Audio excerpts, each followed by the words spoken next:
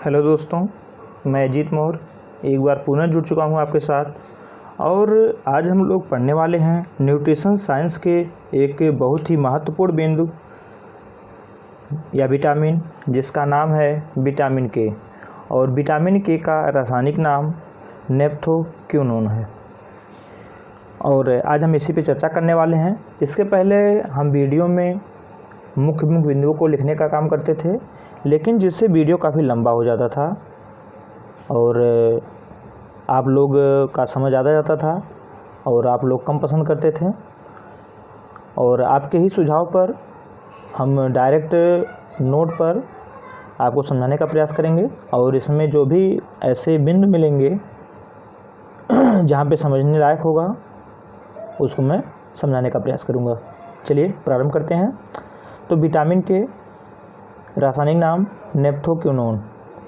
चलिए, विटामिन यहाँ पे हम लोग देख रहे हैं विटामिन के की खोज की बात जब होती है तो आपके लिए जो सन आता है 1933 से 34 के बीच में होती है।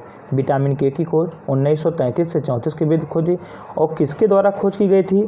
तो डॉक्टर डेम के द्वारा। और इन्होंने अपने प्रयोग में यह सिद्ध किया कि विटामिन के रक्तस्राव को रोककर रक्त का थक्का जमाने में सहायक होती है। यानी कि जो हमारा विटामिन के है, यह एक रक्त को थक्का जमाने वाली विटामिन है। अब यहीं पे बात आ जाती है, हम लोग देखते हैं कि कुछ लोगों में जिनकी संख्या बहुत ही कम है, एक रोग होता है जिसके कारण से ब्लड का थक्का नहीं जमता। तब तक आप लोग उसको डिलीट करिए, मैं लास्ट में बताऊंगा। आगे देखिए, इसे ब्लड क्लॉटिंग यानी कि खून का थक्का जमने वाला agent, blood clotting factor, blood coagulant factor, coagulant का तात्पर्य जमने से होता है, कोगुलेंट फैक्टर, रक्तस्राव रोधी विटामिन, एंटी हैमरेज विटामिन। देखिए, जब यहाँ पे हैमरेज शब्द आता है आपके सामने, तो हैमरेज के लिए हम तभी यूज करते हैं जब हमारे ब्लड के अंदर रक्त स्रावित होने लगता है, यानी कि नस फट करके हमारे शरीर के अंदर जब ब्लड प्रवाहित होने लगता है तो उसी को हैमरेज नाम दिया जाता है। जब यही नस हमारे ब्रेन में फटती है तो उसको हम कहते हैं ब्रेन हैमरेज। और जैसे से अन्य जगह हमारे शरीर के विभिन्न विभिन्न अंगों में नस फटती है और वहाँ रक्त स्रावित होने लगता है तो उसको हम उस नाम से जानते हैं। जैसे कि अगर ब्रेन में हुआ तो ब्रेन हैमरेज, अगर यही हार्ट में फट जाता है तो उसको हम कहते हैं हार्ट अटैक। चलिए अगला देखिए, रक्त को जमने वाला विटामिन, रक्त का थक्का बनाने वाला विटामिन के नाम से जानते हैं। यानी कि जो इसका नाम है ये उसके कार्य पे डिपेंड है, जो इसका कार्य है उसी इसका नाम है। अब हम यहाँ पर बात करेंगे, इसकी विशेषता को देखेंगे। विटामिन के की विशेषता दिख रहा होगा आपको। विशेषता पर बात करेंगे, ये आपका वसा में विलेय है, क्योंकि आपको पता है कि आपके सिर्फ दो ही विटामिन है जो कि वाटर सोल्यूबल है, विटामिन बी और सी। बाकी आपकी सारे विटामिन जो आपके वसा में घुलनशील हैं। यह वसा घोलक यानी कि ईथर, बेंजीन आदि में घुलनशील है। यह जल में अघुलनशील है, क्योंकि पता आपको है। इसका रंग पीला होता है, यह रंग में पीला होता है। यह ताप के प्रति स्थिर होता है। स्थिर का तात्पर्य यह है कि यह उसके ताप के प्रभाव से खराब नहीं होता है। यह सूर्य की किरणों द्वारा नष्ट हो जाता है। यह अम्ल और क्षार के प्रभाव से भी नष्ट हो जाता है।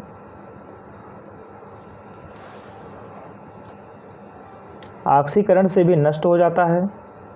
विटामिन के में नेप्थोक्विनोन रिंग पाई जाती है। नेप्थोक्विनोन रिंग एक प्रकार की रिंग है, नेप्थोक्विनोन जिसका नाम है, विटामिन के में पाई जाती है। और यह रक्त के जमने में महत्वपूर्ण भूमिका निभाती है। इस प्रकार से हम भी कह सकते हैं कि इसी नेप्थोक्विनोन रिंग के कारण ही आपके विटामिन के में ब्लड क्लॉटिंग का गुण पाया जाता है। विटामिन के कार्य का जो मुख्य इसका विटामिन के का जो मुख्य कार्य है वो आपका ब्लड का थक्का जमाने का होता है।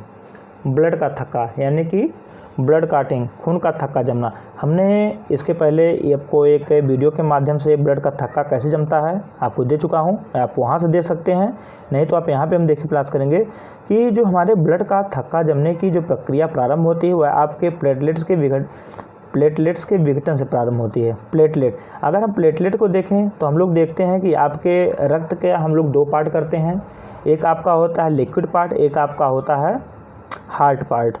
लिक्विड पार्ट में प्लाज्मा आपका आता है, जबकि हार्ड पार्ट में आपका जो है रुधिराणु आता है। रुधिराणु को हम लोग 3 भाग में देखते हैं। रुधिराणु को 3 भाग में डिवाइड करते हैं, जिसमें आपका आरबीसी आता है, डब्ल्यूबीसी आता है, प्लेटलेट्स आता है, और इसी प्लेटलेट्स के विघटन से आपके ब्लड के थक्का जमने की प्रक्रिया प्रारंभ होती है। जब प्लेटलेट्स का विघटन होता है तो इसी से आपका एक तत्व का निर्माण होता है, जिसको हम लोग थ्रोम्बोप्लास्टिन के नाम से जानते हैं। और जब पुनः यही थ्रोम्बोप्लास्टिन आपके लीवर से बनने वाले एंजाइम प्रोथ्रोम्बिन तथा विटामिन के और आपके शरीर में उपस्थित कैल्शियम, इस चारों तत्व जब आपस में मिलते हैं तो एक तत्व का निर्माण करते हैं, जिसका नाम थ्रोम्बिन होता है। और यही थ्रोम्बिन हमारे ब्लड में उपस्थित हिपेरिन नामक तत्व, हिपेरिन जो कि ब्लड को हमारे शरीर में जमने से रोकता था, इसको निष्क्रिय कर देता है। यहाँ तक बात आपको समझ में आ गई होगी। आगे देखते हैं। यहाँ पर हमारा निर्माण हो चुका है थ्रोम्बिन का। अब हम देखेंगे जो थ्रोम्बिन है, आपके प्लाज्मा में पाए जाने वाला प्रोटीन एक है, फाइब्रिनोजेन है। जब हमारा थ्रोम्बिन फाइब्रिनोजेन से मिलता है तो एक नए तत्व का निर्माण करता है, फाइब्रिन आपका कुछ और नहीं होकर के बल्कि एक महीन धागे जैसी संरचना है। और जब इसी महीन धागे जैसी संरचना में ब्लड के बाकी रुधिराणु, हमने एक रुधिराणु को ले लिया प्लेटलेट्स को, कि उसी के विघटन से ब्लड क्लॉटिंग की प्रक्रिया प्रारंभ होती है और आपके दो रुधिराणु बचे। कौन बचा? आपका आरबीसी और डब्ल्यूबीसी। जब आपके इसी फाइब्रिन जो कि धागे जैसी महीन संरचना है, इसी में आपके फाइब्रिन प्लस इसी में आपके आरबीसी और डब्ल्यूबीसी आकर के उसी में फंस जाते। जैसे हम अगर उदाहरण के रूप में लें, जाल हम लोग देखते हैं, जाल में छोटा छोटा छिद्र होता है। जब इसी छोटे छोटे छिद्रों में आकर के आरबीसी डब्ल्यूबीसी आके फंस जाता है तो वह उसको कवर कर लेता है। अगर वह नहीं फंसा होता तो इसमें से हमारा ब्लड प्रवाहित होता रहता है, अर्थात बहता रहता है। जब लेकिन उसका जो छिद्र है उसको आरबीसी और डब्ल्यूसी मिल करके कवर कर लेता है तो वही एक पपड़ी का रूप, एक लेयर का, एक जाल का रूप धारण कर लेता है और उसी के माध्यम से हमारा ब्लड वहाँ से बहना बंद हो जाता है और उसी को हम लोग ब्लड क्लॉटिंग के नाम से जानते हैं। अब इसके हम अन्य कार्य को अगर देखें, विटामिन के अन्य कार्य को देखें तो यहाँ पे आपको दिख रहा होगा। अन्य कार्य को देखें तो देखते हैं हम लोग कि गर्भावस्था में विटामिन के की कमी से शिशु को आंतरिक रक्तस्राव हो जाता है। आंतरिक रक्तस्राव जैसा कि हमने पहले बताया कि हमारे शरीर में ही नसों का फट जाना, जैसे क्योंकि हमें पता है कि जो हमारे शरीर में रक्त का प्रवाह होता है आपका जो है नसों के माध्यम से होता है, क्योंकि बंद रक्त परिसंचरण तंत्र पाया जाता है। और जब बंद रक्त परिसंचरण तंत्र में ब्लड का प्रवाह नस के माध्यम से होता है, जब यही नस फट करके और हमारे शरीर के या वहाँ पे नस प्रवाहित हो रही नस से फट करके बिखर जाता है तो इसी प्रक्रिया को आंतरिक रक्तस्राव के नाम से जानते हैं। यदि विटामिन के की कमी है तो आंतों की गड़बड़ी से डायरिया की संभावना हो जाती है। आंतों की गड़बड़ी से विटामिन के की कमी होगी तो आंतों में गड़बड़ी आएगी और इसकी गड़बड़ी के कारण ही आपको डायरिया की संभावना देखी जाती है। यह आपका कोएंजाइम के रूप में कार्य करता है। जैसा कि आप लोग पिछले वीडियो में कोएंजाइम की हमने बात किया था। कोएंजाइम आपके वे एंजाइम होते हैं जो किसी न किसी कार्य को करने के लिए उत्प्रेरित करते हैं, यानी उत्प्रेरक का काम करते हैं। उत्प्रेरक काम करते हैं तो उसी को हम लोग कोएंजाइम के नाम से जानते हैं। यहाँ पर देखिए विटामिन के अभाव में प्रोथ्रोम्बिन की मात्रा घट जाती है, जिसे हाइपोप्रोथ्रोम्बिन एनीमिया कहते हैं। हाइपोप्रोथ्रोम्बिन एनीमिया कहते हैं। पुनः देख लीजिए, विटामिन के अभाव से प्रोथ्रोम्बिन की मात्रा घट जाती है, जिसे हाइपोप्रोथ्रोम्बिन एनीमिया कहते हैं। अब यहाँ पे हम लोग देख रहे हैं कि आपको लिखा हुआ मिल रहा है हाइपो, और हम आपको बार बार रिलेट करते हैं हाइपो और हाइपर। हाइपर का प्रयोग तब होता है जब उसकी मात्रा अधिक होती है और जब उसकी मात्रा कम होती है तो उसके लिए हम लोग क्या करते हैं, हाइपो का प्रयोग करते हैं। जब इसकी मात्रा अधिक होती है किसी चीज़ की तो उसके लिए हम लोग हाइपर का प्रयोग करते हैं। और इतनी बात हो गई इसके कार्य की। अब हम लोग देख लेते हैं इसके नीचे विटामिन के की कमी को देख लेते हैं। कमी की बात करें तो आपके प्रोथाम्बिन की मात्रा घट जाती है, रक्त का थक्का नहीं जमता। रक्त का थक्का नहीं जमता तो यहीं से क्वेश्चन बनता है, किस बीमारी में रक्त का थक्का नहीं जमता। आंतरिक रक्तस्राव होना शुरू होता है, आंतरिक रक्तस्राव होना शुरू होगा। पित्त रस की मात्रा कम हो जाती है जिससे पीलिया की संभावना बन जाती है। अब देखिए जब यहाँ पे लिखा गया है पित्त रस की मात्रा कम हो जाती है जिससे पीलिया की संभावना बढ़ जाती है, तो पीलिया के लिए हमें पता है कि जो हमारे पित्त रस में एक बिलिरुबिन नामक वर्णक होता है, पिगमेंट होता है, इसी की मात्रा बढ़ने से पीलिया हमें होती है। और जो हमारा बिलिरुबिन होता है इसका निर्माण कहाँ होता है, हमारा इसका निर्माण यकृत में होता है और यकृत में होकर के ये आपके बाइल जूस में एकत्रित होता है, यानी कि बाइल जूस का घटक है और इसी की मात्रा बढ़ने से हमारे शरीर में पीलिया को देखा जाता है। लेकिन इसके साथ ही साथ जब ब्लड में आरबीसी टूटता है तभी इसकी मात्रा बढ़ती है, इसको ध्यान में रखिए। यानी कि आरबीसी की मात्रा पर्याप्त होगी, आरबीसी स्वस्थ होगा तो पीलिया हमें नहीं होगा। अगर यहाँ पर देखें विटामिन के रूप को देख लेते हैं, तो विटामिन के रूप की बात करेंगे तो आपका इसके दो रूप हैं मुख्य रूप से, K1 और K2। यहाँ पर हम K1 की बात करेंगे। इसे फाइलोक्विनोन के नाम से जाना जाता है। आपका जो फाइलोक्विनोन है यानी विटामिन K1 है, यह वनस्पति जगत से प्राप्त होता है। यह हरी पत्तेदार सब्जियों में पाया जाता है। आगे पॉइंट देखेंगे।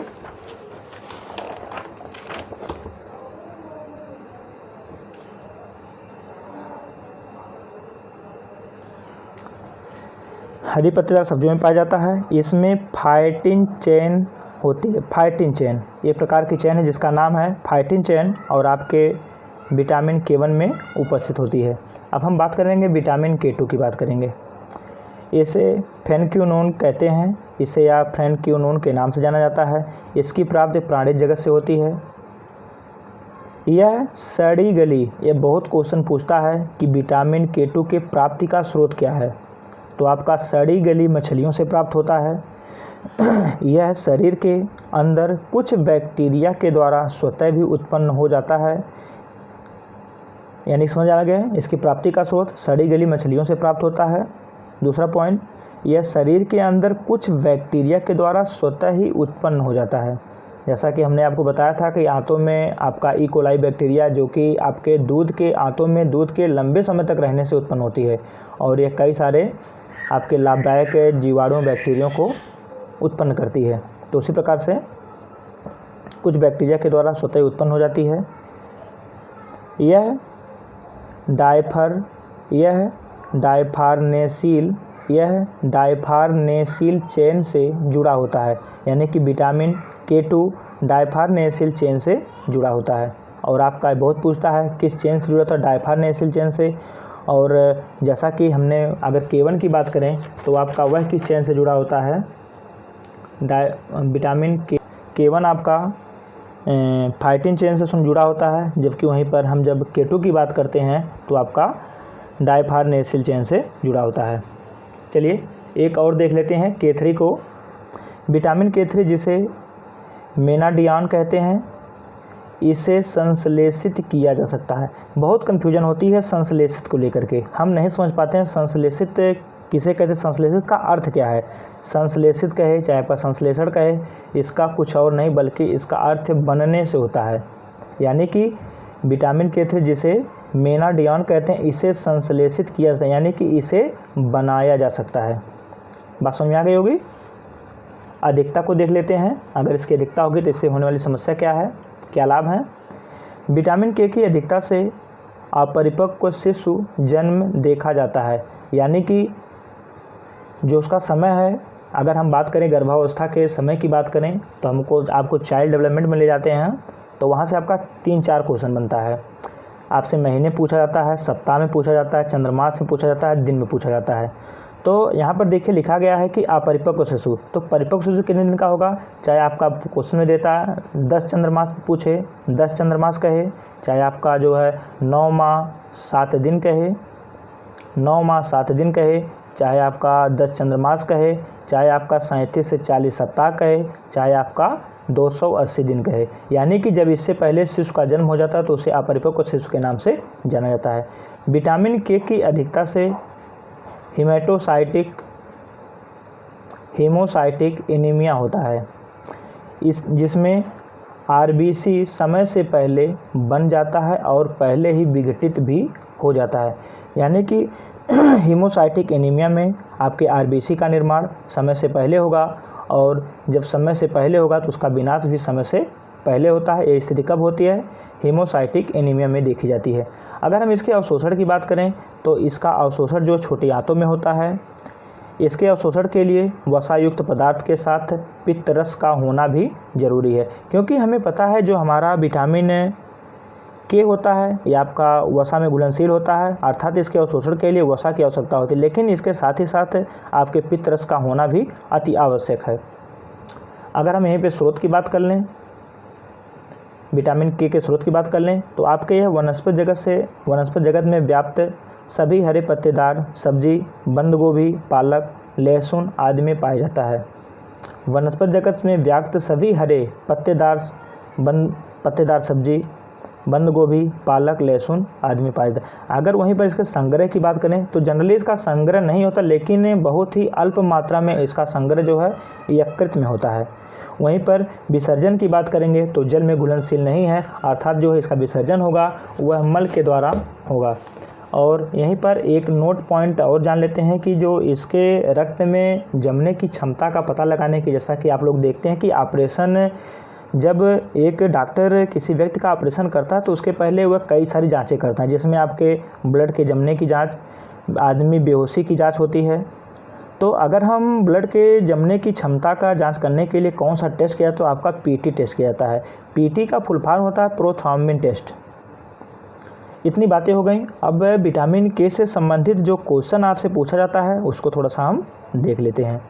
आपसे सबसे पहला क्वेश्चन अगर हम देखें तो पूछा जाता है कि ब्लड को जमने के लिए कौन सा विटामिन आवश्यक है, किस विटामिन के अभाव से ब्लड का थक्का नहीं जमता है, तो आपका नाम आता है विटामिन के।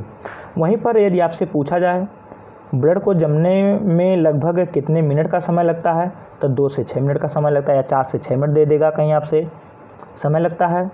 विटामिन ब्लड का थक्का जमने के लिए आवश्यक खनिज तत्व पूछ लेता है तो आपका कौन सा हो जाएगा? कैल्शियम। तो और प्रोटीन से भी बात कर लेता है तो आपका वहाँ पे हम लिखेंगे कि आपका प्रोथ्रोम्बिन हो जाएगा। प्रोथ्रोम्बिन यहाँ पे कन्फ्यूजन हो रहा है प्रोथ्रोम्बिन को लेकर के, आप लोग एक बार देखिएगा, पुनः इसको हम किसी नेक्स्ट वीडियो में बता देंगे।